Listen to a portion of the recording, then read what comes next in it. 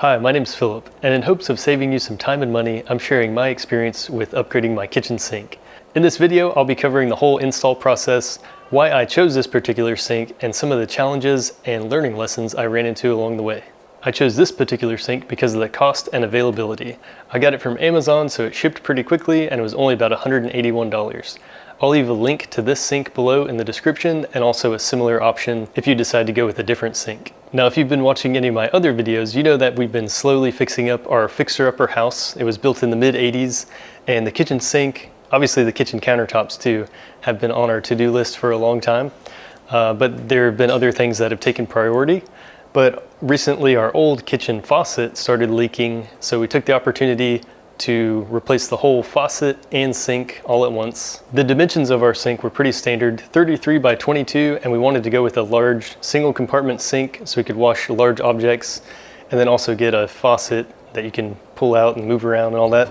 My only regret with the faucet is that this doesn't come out further. There are some options where you can pull the head out and stretch it out and rinse everything around, but it works good and it's a huge improvement from what we had. Now on this particular sink, I should have scrutinized the listing a little bit closer because it came with a European style drain system and those drain pipes weren't compatible with our American drain pipes. My drain pipes are about 1.5 inches and the drain that came with this, it was pretty big, at least 2.5 or more inches. So I ended up having to buy a whole new drain so it would be compatible with our size drain pipes and then getting a couple other drain pipes to make the drain work. Now going from a 2-compartment sink to a single, some of that was expected, but the whole drain itself not being the right size to work with 1.5 inches, that was a little weird. So definitely something to consider when you're shopping for a sink.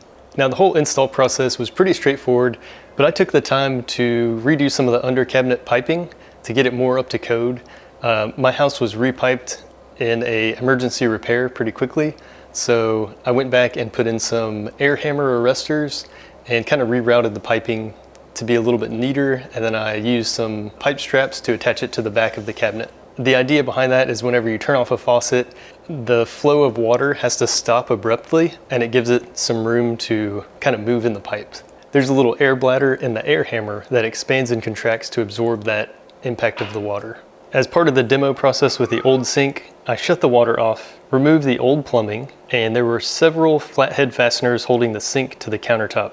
Once those were removed, the sink just lifted out of place. I mocked up the new sink to make sure it'll fit into the existing opening and to sort out the drainage pipes.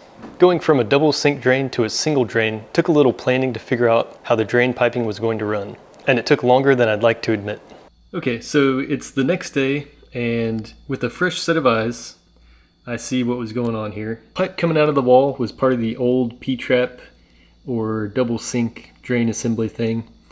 And the new P-trap comes with this end, so there's no threads. Of course, there's one of those little screw-on coupler things like that, but this would have that as well. So it's like 2 female-style thread locker thingies. Really neat is a piece like this, which I nabbed off of the old drain, and it has a male. You can see it under that collar. Let me try to unscrew it with one hand. It has male threads and a 90. So I'll cut this shorter. That'll go into the existing drain, and then it'll give this one something to screw onto, whereas these two couldn't screw together. But this will. Before I installed the new sink, I installed the faucet and pitcher rinser into the sink so I could just drop it in place and wouldn't have to worry about accessing the back of the sink once it was in the counter. To install the pitcher rinser, I had to use a hole saw to drill a new hole in the sink, and then from there it just kind of threaded in place. Once I was sure everything was going to line up, I siliconed the sink in place. Now the new sink didn't come with any mounting hardware, and the instructions actually say to just silicone it in place. I set it in place and had a couple pieces of wood holding it up so I could run a bead of silicone around the counter, and then I just dropped it in place and cleaned the silicone up around the edges. And it seems to hold it in place pretty good. It's not going anywhere. It doesn't feel loose at all. So the silicone by itself holds it in place just fine.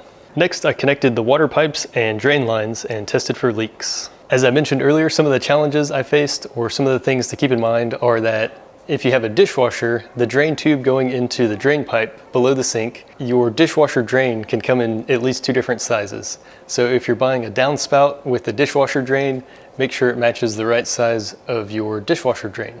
I bought the wrong size the first time, so I ended up just reusing the old drain pipe that was already there. While you're shopping for your sink, pay close attention to the drain pipes that it comes with and be sure they're compatible with the ones you have in your house. Or keep that in mind that it's something that you may need to replace or add additional hardware to it to make it work. Well, thank you so much for watching this video. I hope that it was helpful or at least gave you some ideas and things to keep in mind if you plan to upgrade your sink. If you enjoyed this video, please give it a like and consider subscribing. And if there's anything you would have done differently, please let me know in the comments below.